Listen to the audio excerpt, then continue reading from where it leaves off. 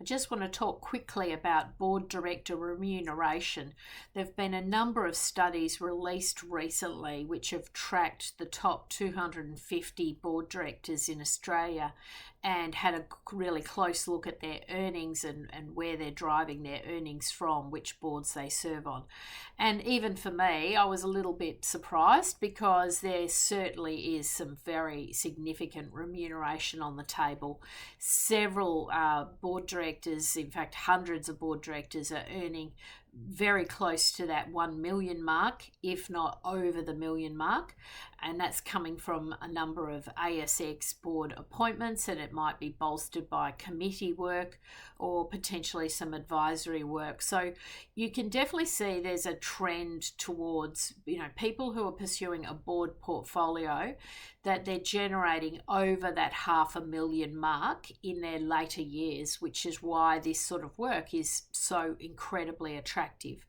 Even if you were going to approach this in quite a modest way, and let's say over a period of time build up to 2 or 3 quality board seats, you would be generating at least 150,000 per annum, and then you could augment that maybe with advisory work, mentoring, and the like. And I can see a lot of executives now thinking, well, why don't I leave the corporate world early and start to pivot more towards a board portfolio, because I can generate quite nice income. Now, in the first year, your income levels are going to be nowhere near those numbers, and that's the reality check. The people who eventually end up into quite high levels of remuneration have had a number of years where they've earned very modest income, and they have done unpaid board work. And it is a little frustrating because I do speak to a number of execs who just completely rule out unpaid work without thinking about the overall big picture, because most people start out extremely modestly.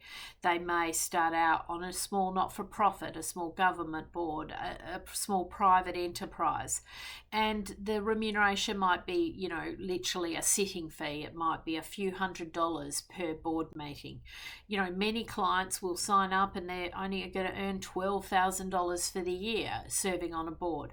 But any remuneration is good remuneration, and you can channel those funds back into your own professional development, and then eventually board seats will lead to higher profile appointments.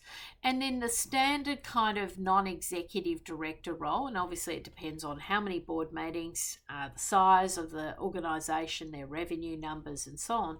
But you're typically looking at about 50,000 as the average for a non-executive director position. And then for advisory board seats, you're typically seeing a figure somewhere between 1 and 3,000 per board meeting. For specialist appointments, that might go from 3 to 5. And then occasionally I'll see a few organisations that will pay 10,000 per board meeting for a particular type of advisory board member. And that might be a highly specialised resource. It might be an industry icon who you've engaged to help you open doors into major government contracts, for example. So, there is a pecking order, but it often all comes back to the fundamentals of how many board meetings are happening, the size and the complexity of the organisation, and then obviously the talent that you're trying to attract to the organisation. But it is very lucrative. It is well-paid work. It needs to be, because it is complicated work. It's professional work. You've often had to study for many, many years. You've got many years of experience. So it's the culmination of a very successful corporate life. But you can certainly see why a number of people are pursuing this sort of work. The talent pool is increasing by the day, the people that want to serve on boards.